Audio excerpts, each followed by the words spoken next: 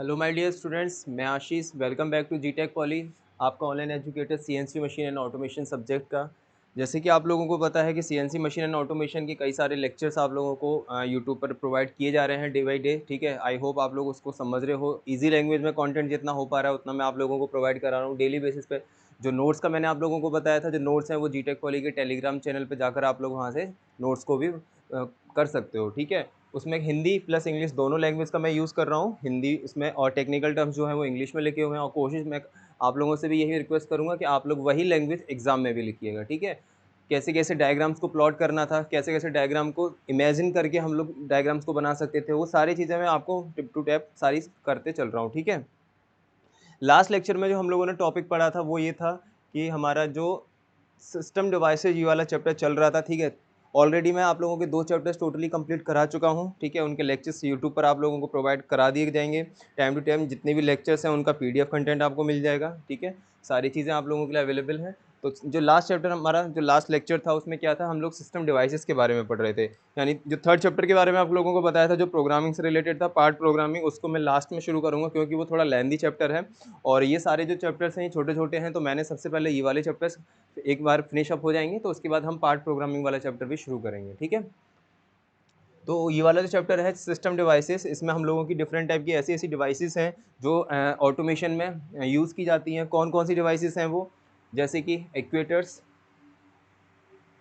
ठीक है, एक्चुएटर्स क्या होता है, एक टाइप के मोशन को या एक टाइप की एनर्जी को दूसरे टाइप के मोशन में कन्वर्ट करता है। वो मोशन कितने टाइप्स के हो सकते हैं वो मैंने डिस्कस किया था। वो लीनियर मोशन हो सकता है, रोटरी मोशन हो सकता है। ठीक है, उसके बाद ट्रांसड्यूसर बताया था कि ट्रांसड्यूसर्स क्या होता है, इसके बारे में मैं डिस्कस हो नहीं पाया था लास्ट लेक्चर में कंप्लीट। यही ट्रांसड्यूसर पे मैंने स्टॉप की थी लेक्चर को। आज हम ट्रांसड्यूसर को पढ़ेंगे। ठीक है, इसके टाइप्स को पढ़ेंगे, कौन कौन से ऐसे ट्रांसड्यूसर्स हैं जो मोस्टली इंपॉर्टेंट एग्जाम में इंपॉर्टेंट रखते हैं। ठीक है, उसके बाद आपका सेंसर्स आता है, सेंसर को स्टडी करेंगे। फिर टैकोमीटर क्या होता है, एक ऐसी डिवाइस जो नंबर ऑफ आरपीएम रेवोल्यूशनल पर मिनट यानी आरपीएम राउंड पर मिनट को मतलब कि आइडेंटिफाई करने के लिए टैकोमीटर का यूज़ किया जाता है। एलवीडीटी सबसे ज़्यादा पूछे जाने वाला question. Linear variable differential transducer, ये भी एक टाइप का ट्रांसड्यूसर ही है। ठीक है, ट्रांसड्यूसर एक टाइप की एनर्जी को दूसरे टाइप की एनर्जी यानी कि एक प्रकार की ऊर्जा को दूसरे प्रकार की ऊर्जा में बदलता है। उस टाइप की डिवाइसेस को हम लोग ट्रांसड्यूसर कहते हैं। जैसे कि इलेक्ट्रिकल एनर्जी को मैकेनिकल एनर्जी में, मैकेनिकल एनर्जी को इलेक्ट्रिकल एनर्जी में, मैकेनिकल पैरामीटर को इलेक्ट्रिकल पैरामीटर में, या इलेक्ट्रिकल पैरामीटर को मैकेनिकल पैरामीटर्स में। इस टाइप की डिवाइस को यानी एनर्जी को कन्वर्ट करने का जो डिवाइस है वो क्या है हमारा, ट्रांसड्यूसर। जिसमें एक प्रकार आप लोगों का एलवीडीटी है जो सबसे ज़्यादा इंपॉर्टेंट है। ठीक है, उसके बाद आपका आता है इंपॉर्टेंट, और वो है आप लोगों का एक्सिस ड्राइव्स और open and close loop system. Open loop system and close loop system. ठीक है, potentiometer for linear and angular position, कि अगर कोई भी ऑब्जेक्ट आप लोगों का लीनियर पोजीशन पर रखा हुआ है, ठीक है, या एंगुलर पोजीशन पर रखा हुआ है। एंगुलर बोले तो कोणीय, इसको हिंदी में हम लोग कोणीय बोलते हैं।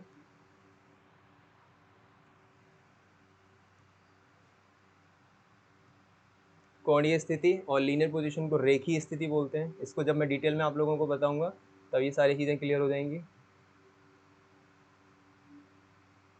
रेखीय स्थिति और कोणीय स्थिति में अगर हमारा कोई ऑब्जेक्ट रखा है तो उसकी उस मेजर स्थिति को यानी उस पोजीशन को मापने के लिए हम लोग जिस डिवाइस का यूज़ करते हैं वो कौन सा डिवाइस होता है आप लोगों का, पोटेंशियोमीटर वो डिवाइस होता है। ठीक है, उसके बाद आता है आपका एनकोडर एंड डीकोडर। क्या होता है, एक्सिस ड्राइव्स और loop, open loop and close loop system, ये भी इंपॉर्टेंट है। ये आप लोगों को आई थिंक मैंने फर्स्ट यूनिट जब मैंने शुरू कराया था तो उसमें मैंने क्लोज एक्सेस ड्राइव्स के बारे में जो बता रहा था, एक्सेस आइडेंटिफिकेशन के बारे में बताया था, या सिस्टम डिवाइसेस के बारे में बता रहा था। वहाँ पे तो छोटा सा ही पार्ट मतलब रोल प्ले किया था वहाँ पे, लेकिन मैंने आप लोगों को बोला था कि जब इस चैप्टर पर आऊँगा, चौथे चैप्टर पर जब आऊँगा, तब इस चैप्टर को हम लोग डिटेल में पढ़ेंगे। तो डिटेल में यही है, सिस्टम डिवाइसेस पूरा चैप्टर है, जिसमें हम लोगों ने बेसिक तो पढ़ा था फर्स्ट यूनिट में, ओपन लूप और क्लोज लूप सिस्टम क्या होता है, यहाँ पे हम लेसे डिटेल में पढ़ेंगे। ठीक है, उसके बाद एक्चुएटर, मैंने लास्ट लेक्चर में आप लोगों को डिटेल में समझाया था कि एक्चुएटर क्या होता है। एक्चुएटर एक टाइप का ऐसा डिवाइस, मैकेनिकल या इलेक्ट्रिकल या किसी टाइप का हाइड्रोलिक डिवाइस बोल सकते हो। क्यों, क्योंकि डिपेंड करता है कि ये किस टाइप की एनर्जी को इनपुट के फॉर्म में ले रहा है। तो यहाँ पे 3 टाइप की एनर्जी के बेस पे इसको 3 तरीके से क्लासीफाई भी किया जा सकता है। वो क्या है, पहला है न्यूमेटिक एनर्जी, जिसे मैंने वायवीय बताया था, इसे मैंने हिंदी में भी आप लोगों को लिखवाया था, वायवीय। ठीक है, हाइड्रोलिक को बोलते हैं हम लोग द्रवीय, और इलेक्ट्रिक यानी कि विद्युत। मतलब एक ऐसी डिवाइस जो न्यूमेटिक, हाइड्रोलिक और इलेक्ट्रिकल, इन तीनों टाइप की एनर्जीज को अलग अलग फेम में, मतलब ऐसा नहीं कि तीनों एक साथ जाएंगे, तीनों अलग अलग एनर्जी के रूप को इनपुट के रूप में दिया जाता है। यहाँ पे इनपुट, ठीक है, और यहाँ पर आउटपुट पे हमें क्या मिलता है,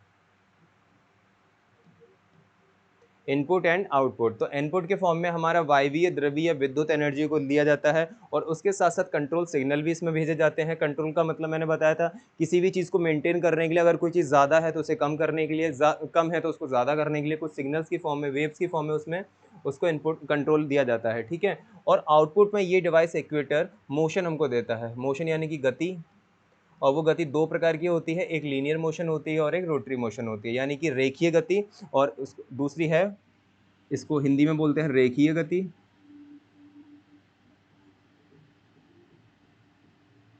और रोटरी हो जाती है वृत्तीय गति, सर्कुलर मोशन भी बोल सकते हैं इसे, ठीक है, वृत्तीय गति।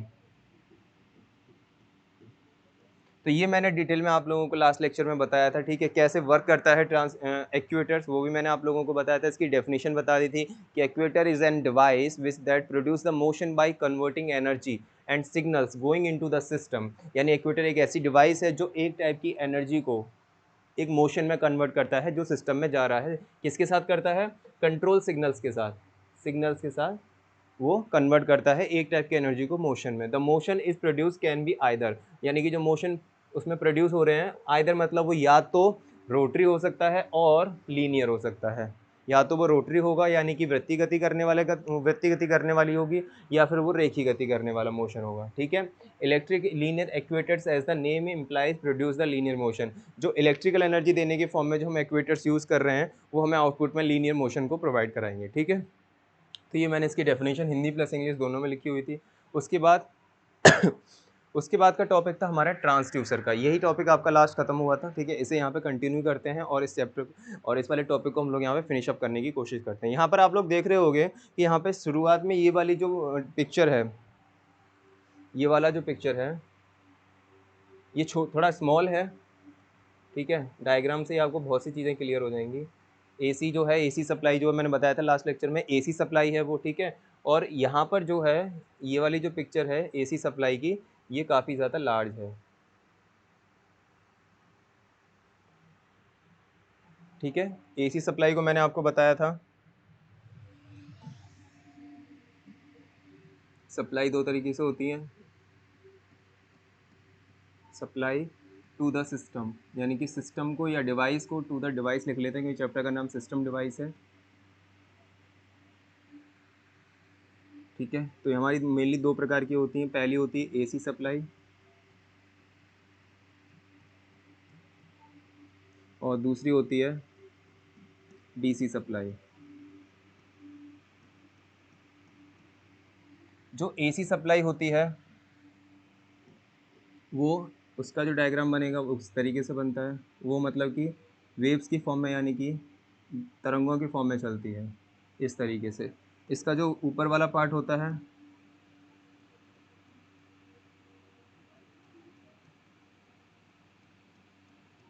इस तरीके से ये वेव्स की फॉर्म में चलती हैं, ठीक है।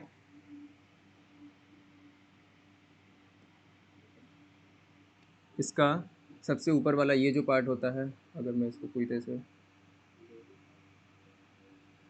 यहाँ से लेके यहाँ तक, यानी कि ये सबसे ऊपर वाला टॉप वाला जो पार्ट है, और ये सबसे बॉटम वाला पार्ट है, ये वाली जो बीच वाली लाइन है, इसको बोलते हैं मीन लाइन।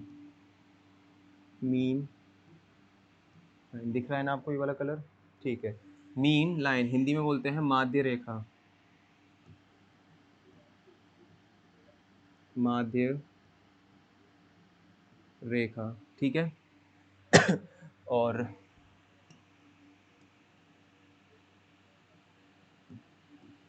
तो यहाँ से लेके यहाँ तक, और माध्य रेखा से यहाँ बिलो तक। तो सबसे टॉप वाले पोर्शन को जहाँ पे वैल्यू मैक्सिमम होती है हमारी, और जहाँ पर वैल्यू हमारी मिनिमम होती है, तो मैक्सिमम को हम लोग बोलते हैं क्रेस्ट, जिसे हिंदी में बोलते हैं श्रृंग, ठीक है, CREST, श्रृंग बोलते हैं इसको। और सबसे बिलो वाला जो पार्ट होता है, जहाँ पे हमारी वैल्यू मिनिमम होती है, इसको बोलते हैं ट्रफ, ठीक है, और हिंदी में बोलते हैं इसे गर्त। यानी कि जो AC इस ये वैल्यू पॉजिटिव देता है ऊपर वाला और ये नेगेटिव वैल्यू देता है और बीच में वैल्यू क्या होती है, ज़ीरो। ठीक है, पॉजिटिव और नेगेटिव जहाँ आपस में मिलते हैं वो न्यूट्रल हो जाता है, तो ये ज़ीरो। तो सप्लाई टू द डिवाइस यहाँ पे मतलब हमारा जो ट्रांसड्यूसर है, ये वाला जो ट्रांसड्यूसर है, इसमें ये इसी तरीके से सप्लाई यूज़ की जा रही है। दैट मीन्स ये किस टाइप की सप्लाई है हमारी, ये AC सप्लाई है। ये जो है हमारी, ये AC सप्लाई है। ठीक है, अल्टरनेट करंट जिसे बोलते हैं। अल्टरनेट का मतलब एक के बाद एक। ठीक है, इसमें साइकिल रिपीट होती है, आप लोग देख रहे होंगे। इसमें यहाँ से लेके यहाँ तक, यहाँ पर ट्रफ क्रस्ट है, यहाँ पर ट्रफ है, तो यहाँ पर यहाँ से लेके यहाँ तक इसकी एक साइकिल कंप्लीट हुई। यहाँ से लेके यहाँ तक एक साइकिल कंप्लीट हुई इसकी। ठीक है, उसके बाद फिर से ये ऊपर जाएगा, यहाँ पे मैक्सिमम पॉइंट आएगा, यहाँ मिनिमम पॉइंट आएगा, फिर यहाँ से लेके यहाँ तक इसकी एक साइकिल कंप्लीट होगी। यहाँ, ठीक है, यहाँ से लेके यहाँ तक, फिर ये मिनिमम है, फिर ये हाई हो गया, ये इसकी एक साइकिल कंप्लीट हुई, फिर ये मिनिमम से लो पर आएगा, एक साइकिल कंप्लीट हुई। तो इस तरीके से क्या है, इसकी अल्टरनेट एक एक साइकिल कंप्लीट होती जा रही है, इसीलिए बोला जाता है अल्टरनेट करंट, यानी हिंदी में बोलते हैं इसे प्रत्यावर्ती धारा। ठीक है, इसे हिंदी में बोलते हैं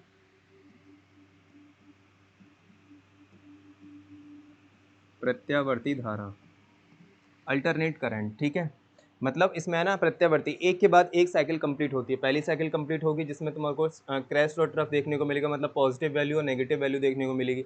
उसके बाद नेगेटिव से फिर प्लस होगा, फिर प्लस से नेगेटिव होगा, तो इस तरीके से साइकिल यानी चक्र इसके कंप्लीट होते हैं, इसलिए इसको प्रत्यावर्ती धारा बोलते हैं या अल्टरनेट करंट बोलते हैं, एक के बाद एक। ठीक है, अब आप देख रहे होंगे यहाँ पे ये पॉजिटिव है, ये नेगेटिव है, पॉजिटिव नेगेटिव, और जहाँ पर ये पॉजिटिव नेगेटिव आपस में मिलते हैं वहाँ वैल्यू क्या हो जाती है, ज़ीरो। अगर मैं ये कहूँ कि इसको मैं किसी डिवाइस में स्टोर करना चाहता हूँ, दैट मीन्स अल्टरनेट करंट को किसी डिवाइस में, ये मेरी डिवाइस हो गई जिसमें मैं अल्टरनेट करंट को,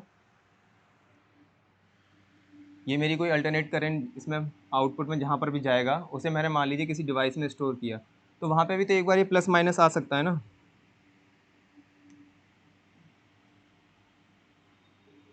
मान लीजिए अल्टरनेट करंट को मैंने किसी डिवाइस में स्टोर किया, ये मेरी डिवाइस हो गई या कोई उपकरण हो गया जिसमें मैंने इस करंट को स्टोर किया। ठीक है, जो करंट को स्टोर करने के लिए डिवाइसेज यूज़ की जाती है ना, बैटरी वगैरह यूज़ की जाती हैं। ठीक है, और ये करंट यहाँ पर भी तो ये इस तरीके से चलेगा, इस तरीके से फॉर्म्स में चलेगा। तो आपको लगता है कि एसी को हम लोग स्टोर कर सकते हैं या प्रत्यावर्ती धारा को हम लोग स्टोर कर सकते हैं? ऐसी कोई डिवाइस है जो एसी को कंट्रोल स्टोर करने के लिए यूज़ की जाती है? देखिए, एसी में क्या होता है, पॉजिटिव और नेगेटिव दोनों ही होता है। ठीक है, तो पॉजिटिव और नेगेटिव दोनों आपस में मिलकर क्या बना जाते हैं, ज़ीरो, यानी कि न्यूट्रल। और न्यूट्रल को हिंदी में बोलते हैं उदासीन। और जब कोई भी डिवाइस इसका पॉजिटिव अगर फेस को लेती है और फिर नेगेटिव हो जाएगी तो वो आउटपुट में हमें कुछ देगा ही नहीं, ज़ीरो हो जाएगा वो। तो ऐसी कोई डिवाइस नहीं है जो एसी यानी कि अल्टरनेट करंट को स्टोर करने के लिए यूज़ की जाती है, क्योंकि इसमें पॉजिटिव और नेगेटिव दोनों आ रहे हैं। पॉजिटिव नेगेटिव जैसे ही उसमें मान लीजिए नेगेटिव वाला फेस जो है वो डिवाइस के अंदर गया, फिर वो पॉजिटिव हो जाएगा, जैसे ही नेगेटिव पॉजिटिव में जाएगा तो वहाँ पर न्यूट्रल हो जाएगा, वो ज़ीरो हो जाएगा, तो आउटपुट में हमें उस डिवाइस से कुछ भी नहीं मिलेगा। इसीलिए हम लोग कोई डिवाइस नहीं यूज़ करते एसी करंट को स्टोर करने के लिए। वहीं इसके विपरीत हमारी डीसी सप्लाई है, डायरेक्ट करंट, जिसे हम लोग हिंदी में बोलते हैं दिष्ट धारा। दिष्ट धारा, इसे इसके जो चलने का वे होता है वो स्ट्रेट, बिल्कुल स्ट्रेट फॉरवर्ड है ये, इसे फालतू चीज़ों से मतलब नहीं है, स्ट्रेट फॉरवर्ड बात करता है ये। ठीक है, ये मिड लाइन हो जाएगी। ठीक है, माध्य लाइन जो मैंने यहाँ पे माध्य लाइन ड्रॉ की है उसी तरीके से मिडिल, तो यहाँ पर हमारा जो करंट होता है वो बिल्कुल सीधे स्ट्रेट फॉरवर्ड बात करके सीधे सीधे चलता है। ठीक है, ये आपकी माध्य लाइन हो जाएगी। इस तरीके से आपका ये डीसी करंट जो होता है वो चलता है। अब आप देख रहे होंगे कि डीसी करंट में किसी भी तरीके का कोई प्लस माइनस नहीं है, बिल्कुल स्ट्रेट फॉरवर्ड चल रहा है। तो ये करंट होता है जो न्यूट्रल नहीं होता है, तो इसे स्टोर किया जा सकता है। ठीक है, इसमें प्लस माइनस नहीं है, तो आप इसे डायरेक्टली किसी भी डिवाइस में डीसी को आप लोग स्टोर कर सकते हैं। तो आप लोगों ने देखा होगा कई सारी डिवाइसेस होती हैं डीसी करंट को डीसी को स्टोर करती हैं, फिर वो उसे एसी में कन्वर्ट करने के लिए यूज़ की जाती हैं। ठीक है, तो ये आपकी सप्लाई हैं जो आप लोगों को ट्रांसड्यूसर में यूज़ की जाती हैं। तो मेरा कहने का मेन मोटो मेरा समझाने का यही था कि ये जो डायग्राम बना हुआ है यहाँ, ये स्मॉल है, एसी सप्लाई का डायग्राम है। ठीक है, फिर डिवाइस के अंदर क्या भी समझाऊंगा कि अंदर का पोर्शन कैसे कैसे रीड हुआ है। उसके बाद वो उसका जो एम्पलीट्यूड है, आप देख रहे होगे कि ये थोड़ा बढ़ गया है, बढ़ा है कि नहीं बढ़ा है, ठीक है। वो छोटा था, ये थोड़ा बढ़ गया है, मतलब लार्ज का आ गया। तो ऐसा क्या हुआ, मतलब किसी छोटी क्वांटिटी को बहुत ज़्यादा बढ़ाकर अगर यूज़ किया जाए मतलब इनपुट में बहुत छोटी क्वांटिटी या छोटी मात्रा को किसी एनर्जी के फॉर्म में इनपुट में दिया जाए और वो डिवाइस उसको बहुत ज़्यादा बढ़ाकर, बहुत ज़्यादा मतलब बल है मैसिवली उसको हमें आउटपुट में दे, तो वो डिवाइस होती है ट्रांसड्यूसर, जो एक प्रकार की एनर्जी को लेती है और उसे दूसरे प्रकार की एनर्जी यानी ऊर्जा में परिवर्तित करके हमें आउटपुट में देती है, ठीक है। उसकी इंटेंसिटी क्या होगी, उसकी जो तीव्रता होगी या उसका फेज जो होगा वो पहले के कंपैरिजन में बहुत ज़्यादा बढ़ जाएगा। स्मॉल आप एसी सप्लाई देख रहे होगे, ये एसी सप्लाई स्मॉल में है, ठीक है। यहाँ जो एसी सप्लाई आई है बहुत ज़्यादा लार्जली आ गई।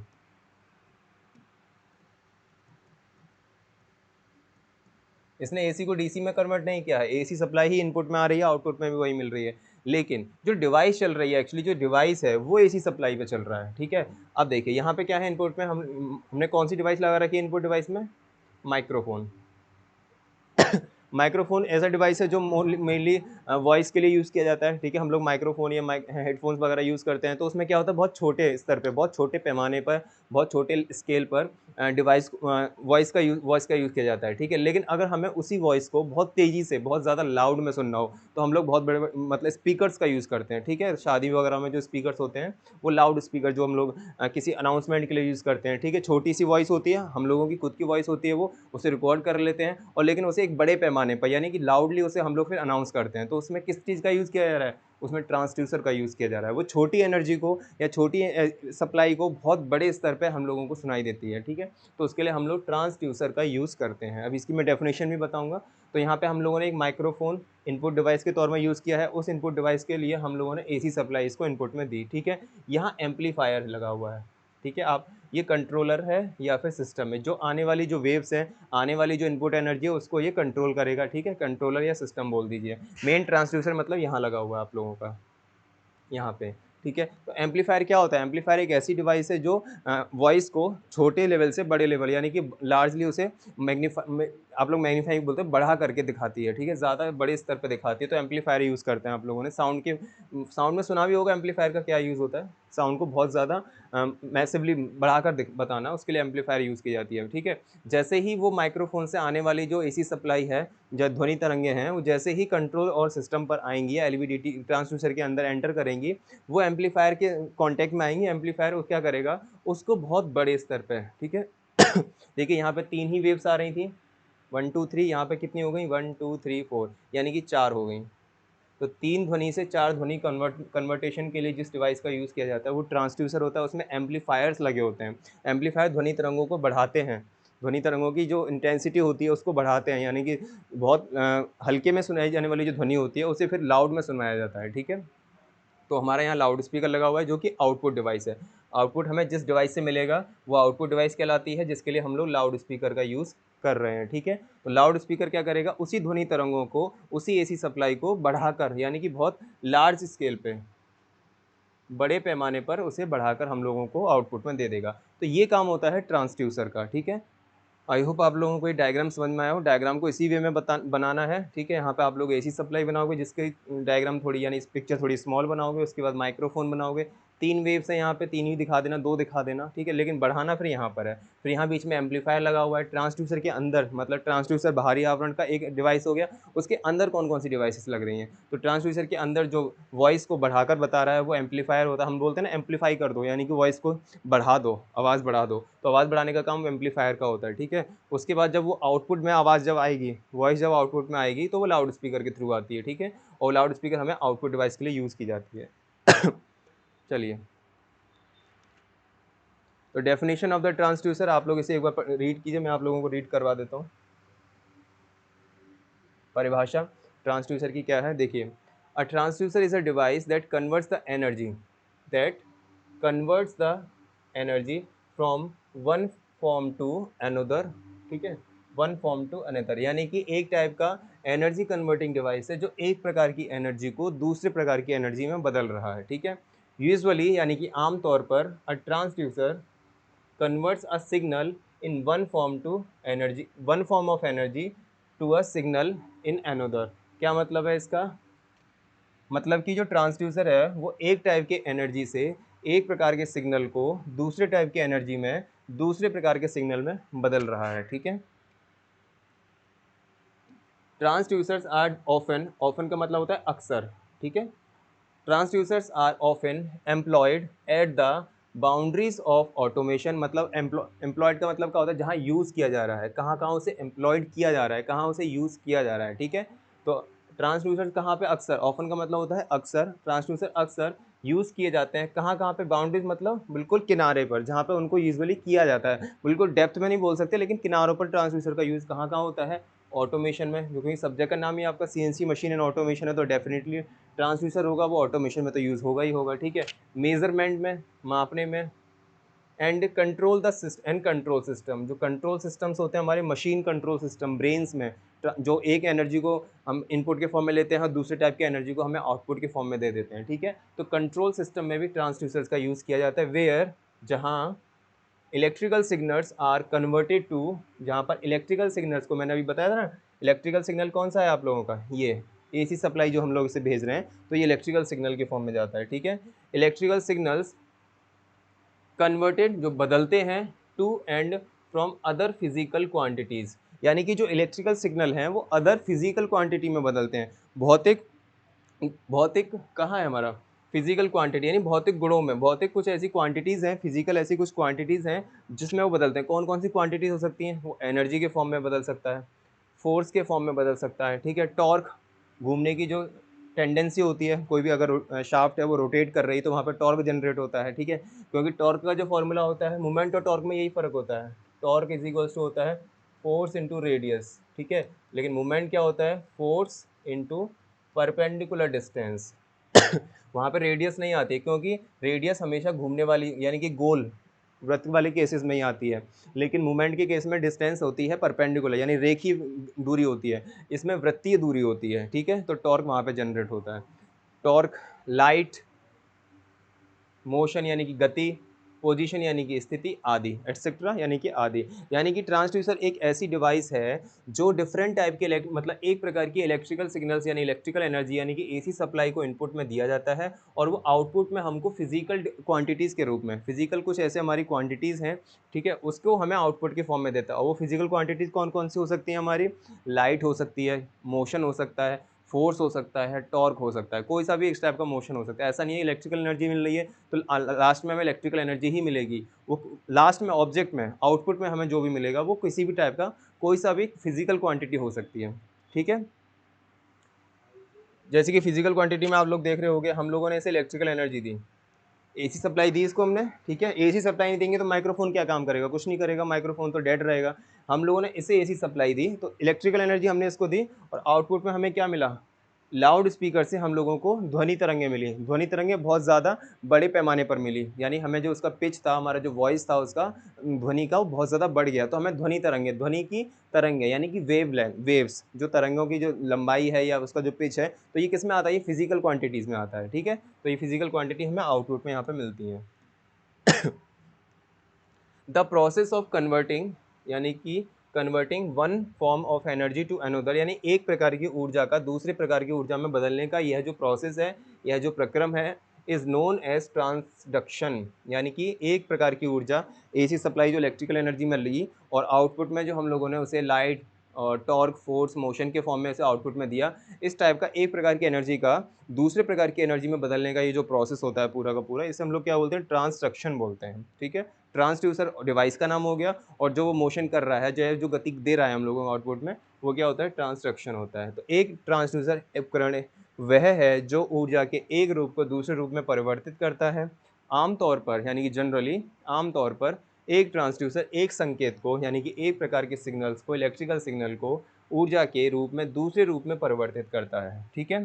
ट्रांसड्यूसर अक्सर स्वचालन यानी कि ऑटोमेशन, माप यानी कि मेजरमेंट, और कंट्रोल सिस्टम की सीमाओं पर नियोजित होते हैं, ठीक है, यानी यूज़ किए जाते हैं, जहां विद्युत संकेतों, इलेक्ट्रिकल सिग्नल्स को अन्य भौतिक मात्राएं, फिजिकल क्वांटिटीज यानी कि अन्य भौतिक मात्राएं कौन कौन सी हो सकती हैं, एनर्जी हो सकता है, बल, टॉर्क, प्रकाश, गति, स्थिति आदि में, और से परिवर्तित किया जाता है, ठीक है। ऊर्जा के एक रूप को दूसरे रूप में बदलने की ये जो प्रोसेस होती है, जो प्रक्रिया होती है, इसे पारगमन बोलते हैं, ठीक है। इंग्लिश में ट्रांसडक्शन बोलते हैं और हिंदी में इसे पारगमन बोलते हैं, ठीक है। आई होप आप लोगों को ट्रांसड्यूसर का वर्किंग समझ में आया हो, क्या इसका डायग्राम है, डायग्राम आप लोगों को समझ में आया हो इसका ट्रांसड्यूसर का क्या है, ठीक है। इसकी थ्योरी क्या है, आप लोग थ्योरी बेस पे इसके अलग-अलग पार्ट्स को लिख सकते हो। अब आप लिखोगे कैसे ट्रांसड्यूसर को एग्जाम में अगर आता है तो? ट्रांसड्यूसर का सबसे पहले ये वाला ब्लॉक डायग्राम आप लोग बनाओगे। ब्लॉक डायग्राम बनाने के बाद इसका बेसिक इंट्रोडक्शन जो होगा कि ट्रांसड्यूसर है क्या, ये कर क्या रहा है, किस टाइप की एनर्जी को इनपुट में और आउटपुट में दे रहा है, ठीक है। ये बेसिक इंट्रोडक्शन लेने के बाद 6-7 लाइनें इसके बारे में लिख दोगे। उसके बाद इसके मेन एलिमेंट्स के बारे में लिखोगे, ठीक है। वर्किंग प्रिंसिपल इंट्रोडक्शन लिख लिया। उसके बाद वर्किंग प्रिंसिपल में फर्स्ट हेडिंग इसकी बनाओगे मेन एलिमेंट्स। तो मेन एलिमेंट्स इसके कौन कौन से हैं? पहला माइक्रोफोन हो गया, एम्पलीफायर या फिर कंट्रोल सिस्टम हो गया, तीसरा लाउड स्पीकर हो गया जो कि यानी इनपुट डिवाइस, कंट्रोल सिस्टम और आउटपुट डिवाइस। माइक्रोफोन को इनपुट डिवाइस के अंदर लिखना। फर्स्ट हेडिंग जो आप इनपुट डिवाइस डालोगे उसके अंदर आप लोग माइक्रोफोन के बारे में लिखना कि माइक्रोफोन स्मॉल अमाउंट में एनर्जी वेव्स को या साउंड वेव्स को कैच कर रहा है, ठीक है। और वो कहाँ से आ रही हैं? एसी सप्लाई के थ्रू आ रही हैं। उसे फिर एम्पलीफायर के द्वारा उसके पिच को या उसके लाउड को बढ़ाया जा रहा है। उसे फिर कौन रिसीव कर रहा है? आउटपुट डिवाइस में लाउड स्पीकर ही। फिर उसका हम लोगों को यहाँ पे बहुत बड़े अमाउंट में वॉइस सुनने को मिलती है, ठीक है। वर्किंग प्रिंसिपल में आप इन मेन एलिमेंट्स को लिख दोगे। फिर इसके क्या लाभ हैं, इंडस्ट्री में कहाँ कहाँ यूज़ हो रहे हैं। तो अभी आप लोगों को मैंने बताया था इंडस्ट्री में इसके एप्लीकेशन कहाँ कहाँ पे हैं। ऑटोमेशन में यूज़ हो रहा है, ठीक है। ऑटोमेशन में इसका एप्लीकेशन है, मेजरमेंट में इसका मतलब इसका एप्लीकेशन है, और कंट्रोल सिस्टम में इसका एप्लीकेशन है। हो गया कंप्लीट क्वेश्चन 5 नंबर का आप लोगों का। डायग्राम बनाइए, इंट्रोडक्शन लिखिए, वर्किंग प्रिंसिपल में मेन मेन एलिमेंट्स लिख दीजिए, लास्ट में उसका एप्लीकेशन लिख दीजिए। इसी तरीके से क्वेश्चन कंप्लीट माना जाता है, ठीक है। अब आता है आप लोगों का टाइप्स ऑफ ट्रांसड्यूसर, ठीक है। यानी कि ऐसे कौन कौन से ट्रांसड्यूसर्स हैं जो यूज़ किए जाते हैं इंडस्ट्री में, ऑटोमेशन में, कंट्रोल सिस्टम में। टाइप्स ऑफ ट्रांसड्यूसर यानी कि ट्रांसड्यूसर के प्रकार। ये मोस्ट इंपॉर्टेंट है क्योंकि ट्रांसड्यूसर वाला जो पार्ट है, मैं आपको फिर से रिपीट कर रहा हूँ, ये मोस्ट मोस्ट इम्पॉर्टेंट है, ठीक है। इसमें इसके एग्ज़ाम में आने के फुल्ली चांसेस हैं। देखिए कौन कौन से हैं ट्रांसड्यूसर्स के टाइप्स। पहला टाइप है स्ट्रेन, मतलब होते तो कई सारे हैं। आप लोग जब नोट्स देखोगे तो नोट्स में मैंने एक पर्टिकुलर क्राइटेरिया रखा हुआ है। जैसे मैंने आप लोगों को फर्स्ट उसमें बताया था कि अगर मुझे किसी चीज़ के अंतर, मोटर का मैंने आप लोगों को बताया था ना कि मोटर में अगर मुझे अंतर डिफाइन करना हो तो मोटर के अंतर को मैं कैसे बताऊंगा, उनका मैंने एक क्राइटेरिया डिसाइड कर लिया था कि उस पर इनपुट सोर्स क्या है, वो वेट में कितना है, हल्का है तो भारी हो जाएगा, भारी है तो हल्का हो जाएगा, उस बेस पे, ठीक है। मैंने तो एक मतलब क्राइटेरिया रखा था। वैसे ही मैंने ट्रांसड्यूसर का नोट्स में एक प्रॉपर क्राइटेरिया रखा हुआ है, उस बेस पर मैंने क्लासीफाई किया हुआ है। प्रॉपर क्लासिफिकेशन ट्रांसड्यूसर का आपको नोट्स में मिल जाएगा। लेकिन जो बेसिक बेसिक हैं, जो मेन आपको पढ़ने भी हैं एग्जाम में और इंपॉर्टेंट भी हैं, पर्टिकुलरली किसी एक के बारे में पूछ सकता है ट्रांसड्यूसर क्या होता है, ठीक है। नाम आपके से पूछ लेगा, वर्किंग प्रिंसिपल पूछ लेगा, और किसी एक को ब्रीफ में यानी संक्षेप में समझाना है, ठीक है। तो पहला है स्ट्रेन गेज। गेज का मतलब तो एक तरह से देखिए, देखा जाए तो pressure gauge. Pressure gauge, pressure gauge का यूज़ क्या होता है, आप लोगों ने थर्मल में पढ़ा भी होगा। प्रेशर दिख रहा है,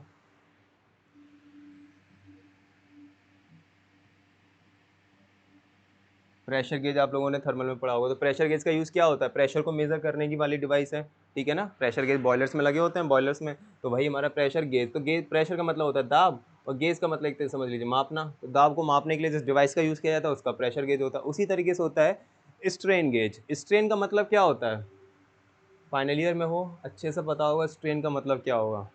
स्ट्रेन को हिंदी में क्या बोलते हैं,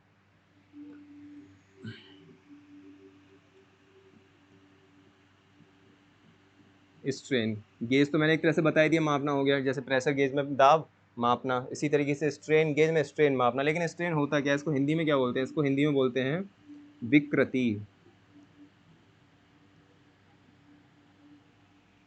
विकृति क्या होता है अभी, क्योंकि अब टॉपिक स्ट्रेन का आया है, स्ट्रेन गेज का आया है, जो कि एक टाइप का ट्रांसड्यूसर है। तो आप लोगों को स्ट्रेन का मैं थोड़ा बेसिक बता देता हूँ। ये सब्जेक्ट, ये टॉपिक आप लोगों ने मॉस में पढ़ा होगा। अभी आप लोगों का सब्जेक्ट जो था अगले सेमेस्टर में सेकेंड ईयर वाले बच्चों पर आएगा। और आप लोग तो पढ़ चुके हो मॉस, मैकेनिक्स ऑफ सॉलिड, और सिविल वाले बच्चे स्ट्रेंथ ऑफ मटेरियल सब्जेक्ट को पढ़ते हैं। तो उन्होंने ये वर्ड जरूर पढ़ा होगा, स्ट्रेन क्या होता है, स्ट्रेस स्ट्रेन, प्रतिबल और विकृति क्या होता है, ठीक है। तो वहीं से उठा हुआ है।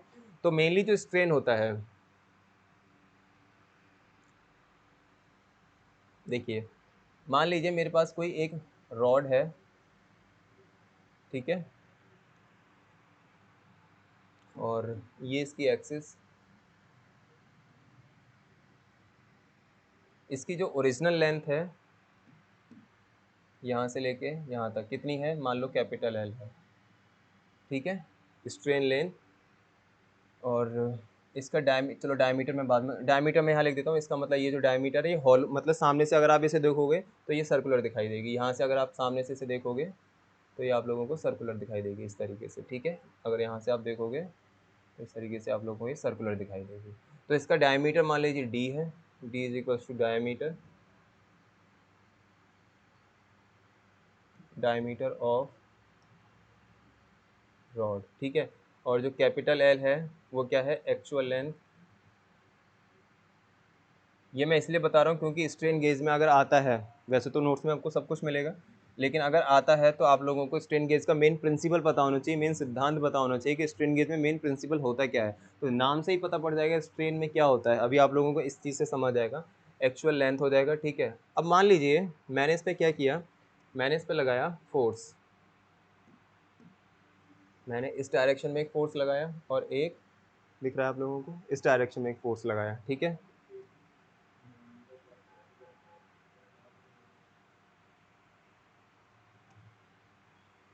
चलिए एक फोर्स तो मैंने इस डायरेक्शन में लगाया क्योंकि ये टेंसाइल नेचर का है, तनाव प्रकृति का है, तो ये तनाव प्रकृति का फोर्स, टेंसाइल फोर्स यहाँ से आ गया, ठीक है। इसकी एक्सिस के अलोंग, यानी कि इसकी जो लॉन्गिट्यूडनल एक्सिस है, अनुदैर्ध्य अक्ष है, उसके परितः, उसके अलोंग मैंने, ठीक है, अगर मेरी एक्सिस ऐसे जा रही है तो इस एक्सिस के ही अलोंग, इस एक्सिस के परितः मैंने टेंसाइल फोर्स दोनों दिशाओं में लगा दिया, ठीक है।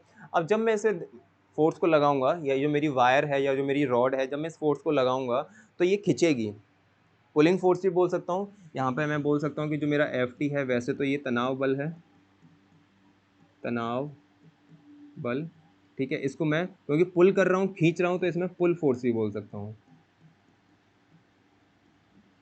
खींचने वाला बल, ठीक है, क्योंकि मैं रॉड को पुल कर रहा हूँ, खींच रहा हूँ। तो अब आप लोग देखोगे कि जैसे ही मैं इस रॉड को खींचूंगा दोनों तरफ टेंसाइल फोर्स लगा के, इसकी लंबाई में हो जाएगी वृद्धि। तो ये नई रॉड जो बनेगी, मतलब ब्लैक रेड से है, देखिए पहले ये ऐसी थी, ठीक है। जब इसको मैं खींचूंगा, थोड़ा इसको थिक कर देता हूँ,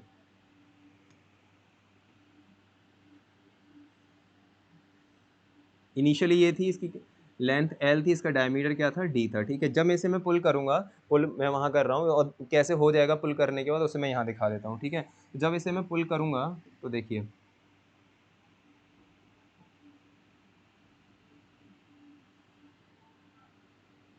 इस तरीके से क्या होगा, इसकी लेंथ में वृद्धि हो जाएगी। सबने पढ़ा है ये मॉस में अच्छी तरीके से, मैकेनिक्स में भी पढ़ा होगा। जब किसी भी ऑब्जेक्ट को खींचोगे तो उसकी लेंथ में क्या होती है, वृद्धि होती है, इंक्रीमेंट होता है, ठीक है। तो इसकी लेंथ में क्या हो गया, वृद्धि हो गई। तो इसका जो डायमीटर था कैपिटल डी, स्मॉल डी ना बना के हम उसे कैपिटल डी कर लेते हैं, ठीक है, क्योंकि लेंथ भी हम कैपिटल एल लिया है, तो इसे भी हम कैपिटल डी कर लेते हैं। ओरिजिनल डायमीटर बोल सकते हो, प्रारंभिक व्यास बोल सकते हो, original diameter of the rod, ठीक है। ये हमारी एक्चुअल लेंथ हो जाएगी, ओरिजिनल लेंथ बोल सकते हो इसे आप। तो जैसे ही आप लोग उसने पुल किया, टेंसाइल फोर्स लगाया, पुल फोर्स लगाया, तो इसकी लेंथ क्या होगी, बढ़ गई। लेंथ कितनी बढ़ी, यहाँ से लेके यहाँ तक, और यहाँ से लेके यहाँ तक, ठीक है। मान लो बराबर बराबर बढ़ी, डेल्टा एल, अब मैं स्मॉल से लिख रहा हूँ क्योंकि लेंथ बदल चुकी है, डेल्टा एल, डेल्टा एल इधर वृद्धि हुई और डेल्टा एल इधर वृद्धि हुई, ठीक है। लेकिन डायमीटर में क्या हो गया, इसकी कमी हो गई। डायमीटर पहला था कैपिटल डी, अब हो गया स्मॉल डी, ठीक है। तो यहाँ पे मैं लिख सकता हूँ जो डेल्टा एल है वो लंबाई में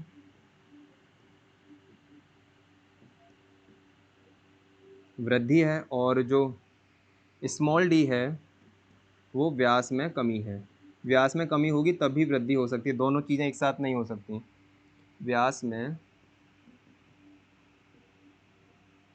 कमी, ठीक है, reduction in diameter and increment in length, दोनों चीज़ें एक साथ नहीं हो सकती हैं। अगर आप डायमीटर को घटाओगे तो लेंथ भी घटे, ऐसा नहीं हो सकता। लेंथ अगर घट रही होगी तो डायमीटर बढ़ रहा होगा, और लेंथ अगर बढ़ रही होगी तो डायमीटर घट रहा होगा, ठीक है।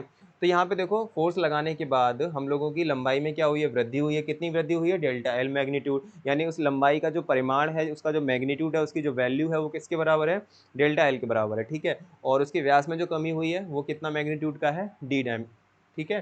तो ये जो वृद्धि हुई है, तो इसका फॉर्मूला क्या बनेगा, इसमें ऐसा मैं क्या फॉर्मूला बनाऊं जिससे मेरी स्ट्रेन यानी कि विकृति मुझे पता पड़ जाए। विकृति का मतलब होता है डिफॉर्मेशन, ठीक है, मतलब किसी चीज़ में फोर्स लगाने के बाद उसकी सरफेस में या उसके स्ट्रक्चर में, उसकी शेप साइज में क्या चीज़ बदला, क्या चेंजेस उसमें हुए, उसी को बोलते हैं विकृति, ठीक है। और वो उसे टेक्निकल टर्म्स में स्ट्रेन बोलते हैं, ठीक है।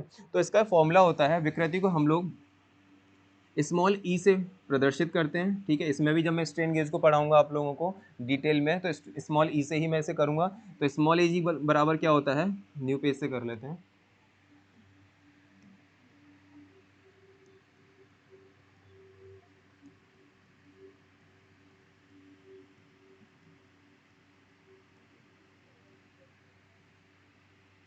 स्ट्रेन, ठीक है।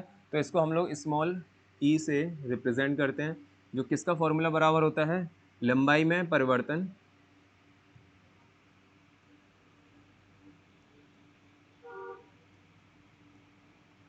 लंबाई में परिवर्तन बटे प्रारंभिक लंबाई।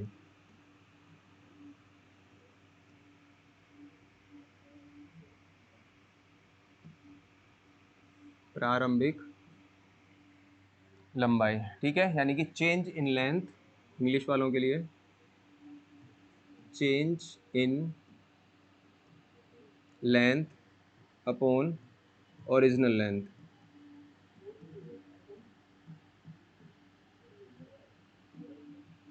Change in length upon original length. तो हम डायग्राम में अगर जाएं वापस पीछे, तो यहाँ पर हमारा लंबाई में वृद्धि या लंबाई में चेंज कितना हो रहा था, डेल्टा एल। ओरिजिनल तो लेंथ कितनी थी, एल थी, और चेंज कितना हो रहा था, डेल्टा एल हो रहा था। डायमीटर में हमारा कितना बदलाव हुआ था, डी बदलाव हुआ था, ठीक है।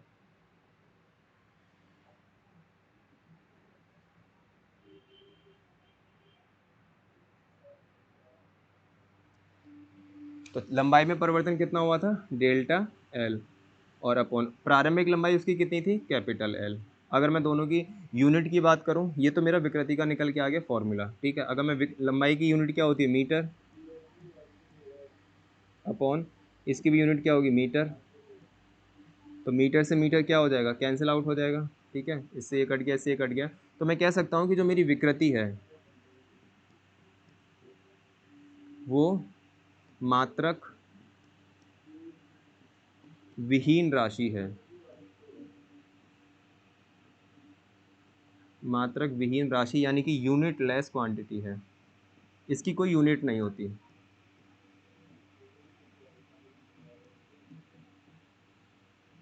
यूनिट लेस क्वांटिटी है, मीटर से मीटर कैंसिल आउट हो गया।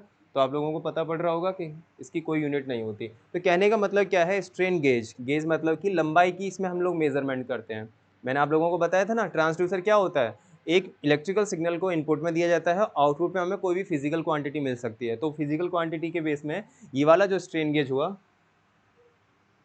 स्ट्रेन गेज वाला जो ट्रांसड्यूसर है, इसमें हमें इनपुट में इलेक्ट्रिकल सिग्नल देंगे और ये हमें आउटपुट में क्या देगा, फिजिकल क्वांटिटी के बेस पे लंबाई के बारे में बताएगा कि लंबाई में कितनी वृद्धि हुई है, कितनी कमी हुई है, ठीक है। इसीलिए इसको स्ट्रेन बोला गया है, क्योंकि स्ट्रेन का मतलब होता है लंबाई में परिवर्तन बटे प्रारंभिक लंबाई।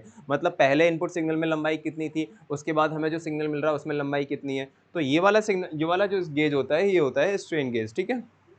सेकेंड आएगा म्यूचुअल इंडक्शन ट्रांसड्यूसर।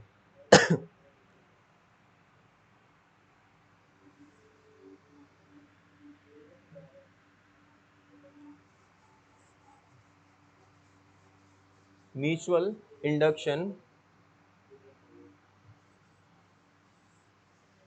ट्रांसड्यूसर। अब म्यूचुअल इंडक्शन क्या होता है,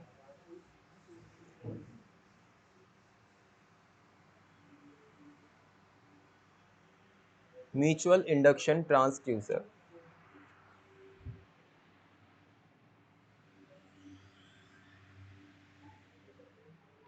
एक मिनट, किस बच्चे का मैसेज आ रहा है।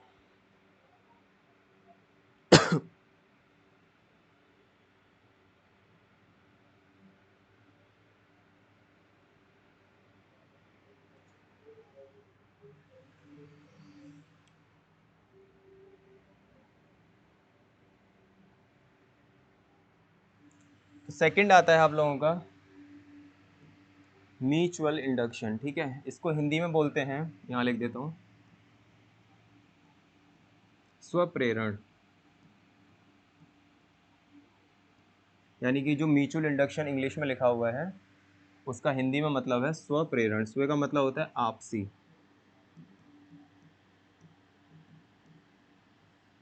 ठीक है, आपसी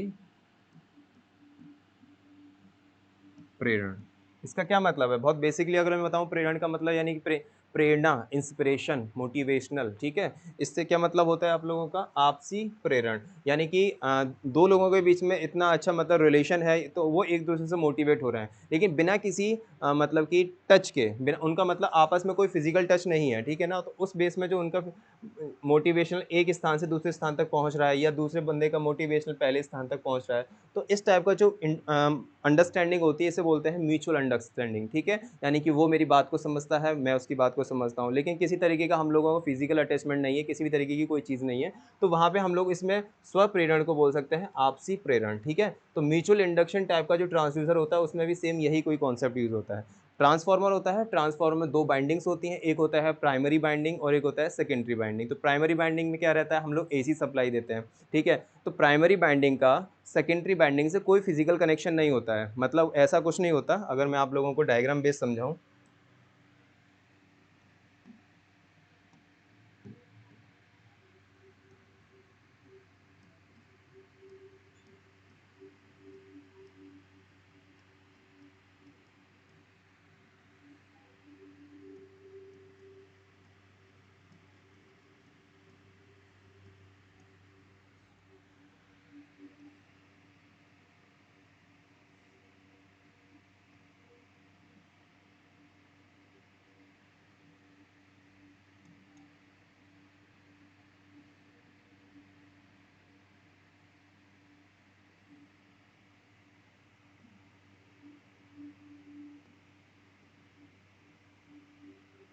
इस तरीके से आप लोगों का ये ट्रांसफार्मर का कुछ डायग्राम रहता है, ठीक है।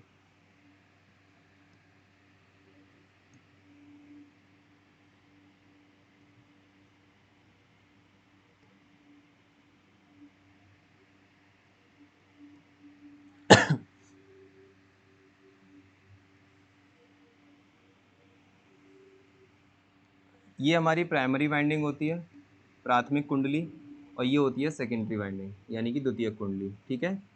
इसमें हमारे ये होते हैं हमारे टर्न्स, यानी कि घुमाव, ठीक है। प्राइमरी वाइंडिंग और सेकेंडरी वाइंडिंग्स में जो टर्न्स होते हैं, जैसे कि अगर ये कोई मेरा आयरन कोर है, अगर इस पर मैं एक है ना कॉपर की इस तरीके से वाइंडिंग कर दूं, तो मैं उसको जब वाइंडिंग को अलग से निकालूंगा तो मेरे नंबर ऑफ टर्न्स हो जाएंगे। मतलब मैंने उस कॉपर की वायरिंग को इस वाली मेटल के ऊपर या इस वाली रॉड के ऊपर कितनी बार घुमाया, कितनी बार टर्न्स किए, तो वो नंबर ऑफ टर्न्स होते हैं। ये काउंटेड होते हैं, इनको हम गिनती कर सकते हैं, ऐसी नहीं होती अनकाउंटेड होते हैं, ठीक है। इनको हम लोग गिनती कर सकते हैं, ठीक है। तो ये क्या होता है, प्राइमरी वाइंडिंग होता है और ये सेकेंडरी वाइंडिंग होता है। इसमें कुंडलियों की संख्या होती है N1 नंबर, अगर मैं टर्न्स की बात करूं प्राइमरी वाइंडिंग में तो वो होती है N1, और सेकेंडरी वाइंडिंग की अगर मैं बात करूं तो इसमें होती है N2, ठीक है।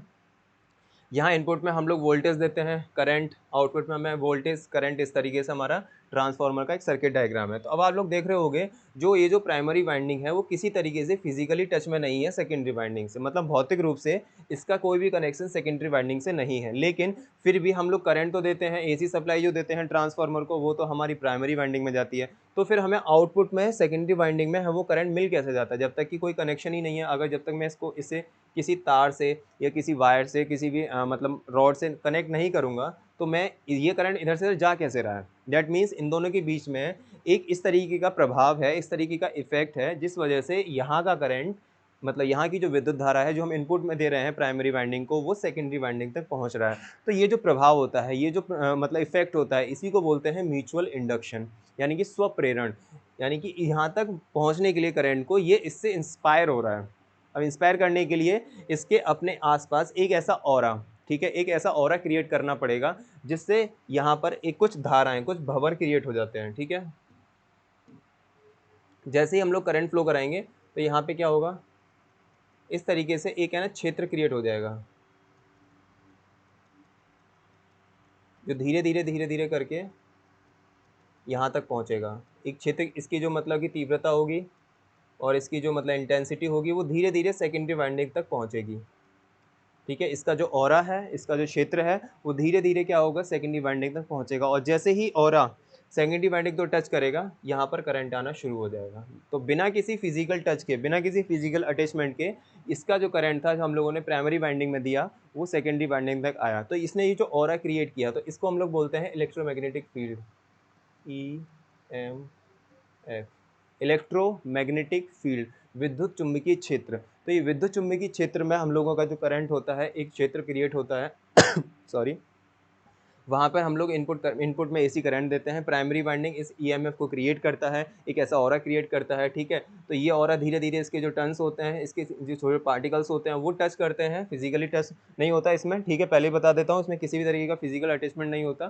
तो यहाँ से ये जो हमारे कण होते हैं, जो पार्टिकल्स होते हैं, ईएमएफ की वजह से वो सेकेंडरी वाइंडिंग तक पहुँचते हैं। तो ये इस तरीके के यहाँ का ऑरा यहाँ तक पहुँचने का ये जो तरीका होता है, इसी को बोलते हैं म्यूचुअल इंडक्शन, स्वप्रेरण, ठीक है। यानी कि इसने इससे इंस्पायर किया, ये खुद इंस्पायर हुआ इससे, और इसका जो करंट था अपने तक पहुंचाया इसने। तो इसको बोलते हैं स्वप्रेरण। और इसी वजह से जो हमारा मतलब ट्रांसफार्मर होता है, वो म्यूचुअल इंडक्शन के सिद्धांत पे काम करता है। Transformer is a device which working on the principle of mutual induction, यानी ट्रांसफार्मर एक ऐसी स्टैटिक डिवाइस है जो म्यूचुअल इंडक्शन यानी स्वप्रेरण के सिद्धांत पर काम करती है, ठीक है। तो आई होप आप लोगों को ये म्यूचुअल इंडक्शन वाला कॉन्सेप्ट समझ में आया हो, जिसमें बिना किसी फिजिकल कनेक्शन के प्राइमरी वाइंडिंग से आने वाला करंट सेकेंडरी वाइंडिंग तक कैसे पहुंचता है, और हमें आउटपुट में पावर, जो भी हम लोगों को इससे डिवाइस चलाना होता है या घरों पर जो सप्लाई भेजनी होती है, वो हमें मिलता है, ठीक है।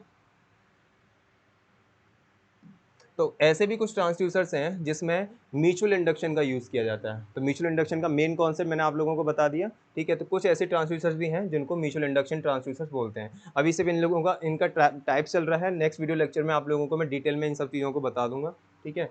नेक्स्ट है आप लोगों का थर्मोकपल्स। यहाँ पे जो थर्मो वर्ड यूज़ किया जा रहा है, थर्मो का इसका मतलब होता है यहाँ पे कहीं ना कहीं टेम्परेचर की बात हो रही है,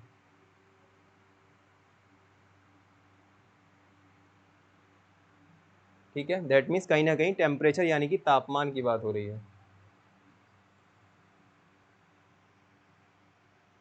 थर्मोकपल्स का मतलब भी होता है, जहाँ पे वर्ड यूज हो गया थर्मल, जैसे हम लोग थर्मल सब्जेक्ट में पढ़े थे, तो उसमें हम लोगों ने टेम्परेचर के बारे में, हीट के बारे में पढ़ा था काफ़ी कुछ। तो वही सेम इसमें थर्मोकपल में, तो ये भी एक टाइप का ऐसा ट्रांसड्यूसर है जो टेम्परेचर बेस्ड काम करता है। यहाँ पे तो स्ट्रेन गेज में हम लोग फिजिकल क्वांटिटी क्या यूज़ कर रहे थे, लंबाई, ठीक है। इसमें हम लोग फिजिकल क्वांटिटी करंट वगैरह के बारे में पढ़ रहे थे, धारा, वोल्टेज के बारे में पढ़ रहे थे, ठीक है। इनपुट में हम लोगों ने एसी सप्लाई दी, ठीक है, उसमें उस टाइम उसका वोल्टेज V1 था। फिर आउटपुट में हमें म्यूचुअल इंडक्शन के थ्रू आउटपुट में हमें I2 करंट मिला, और उसका वोल्टेज V2 था। तो वो हम लोगों की फिजिकल क्वांटिटी कौन सी थी, धारा और वोल्टेज, ये भी तो फिजिकल क्वांटिटीज़ हैं, ठीक है। थर्ड जो है वो थर्मोकपल है। थर्मोकपल में हम लोगों को फिजिकल क्वांटिटी कौन सी होगी, टेम्परेचर, दिख रहा है, टेम्परेचर, ठीक है। तो ट्रांसड्यूसर होता ही क्या, यही तो होता है, एक वे में, एक तरीके से उसके में इलेक्ट्रिकल एनर्जी के फॉर्म में सिग्नल्स आते हैं, और आउटपुट में हमें वो फिजिकल क्वांटिटीज़ देता है। वो फिजिकल क्वांटिटी के बेस पे ही ट्रांसड्यूसर्स को क्लासीफाई किया गया है, ठीक है। एक ही टाइप का तो ट्रांसड्यूसर नहीं होगा, या एक ही टाइप की तो फिजिकल क्वांटिटी नहीं होती है। फिजिकल क्वांटिटी डिफरेंट टाइप्स की होती हैं, बहुत सारी होती है, लंबाई, द्रव्यमान, समय, ताप, ज्योति तीव्रता, विद्युत धारा, पदार्थ की मात्रा, जिसमें हम लोग मेनली 7 टाइप की फंडामेंटल क्वांटिटीज़ हम लोगों ने फिजिकल क्वांटिटीज़ को पढ़ा था। आप लोगों ने फिजिक्स में भी पढ़ा होगा, डिप्लोमा फर्स्ट ईयर में जो फिजिक्स फर्स्ट था उसमें भी पढ़ा होगा। तो उसी तरीके से उन्हीं बेस पर, उन्हीं पे आधारित हमारे ट्रांसड्यूसर्स भी हैं, ठीक है। थर्मोकपल्स ट्रांस, उसमें हम लोगों को टेम्परेचर के बारे में पढ़ना है। थर्ड आता है पीजो इलेक्ट्रिक ट्रांसड्यूसर, ठीक है। इसे डिटेल में आप लोगों को जब ये लेक्चर शुरू होगा तभी मैं आप लोगों को बताऊंगा कि पीजो इलेक्ट्रिक ट्रांसड्यूसर क्या होता है, ठीक है। पीजो इलेक्ट्रिक एक प्रभाव होता है, जैसे आप लोगों का म्यूचुअल इंडक्शन प्रभाव हुआ था, अभी मैंने ट्रांसफार्मर में समझाया था, सेम उसी तरीके से आप लोगों का एक पीजो इलेक्ट्रिक ये भी एक प्रभाव होता है, इफेक्ट होता है, ठीक है, पीजो इलेक्ट्रिक प्रभाव। तो इस बेस पर जो ट्रांसड्यूसर डिसाइड होते हैं उनको हम लोग पीजो इलेक्ट्रिक ट्रांसड्यूसर बोलते हैं। लास्ट और सबसे फोर्थ, सॉरी 5 है, ठीक है। सबसे ज़्यादा इंपॉर्टेंट जो आपका ट्रांसड्यूसर है वो यही है,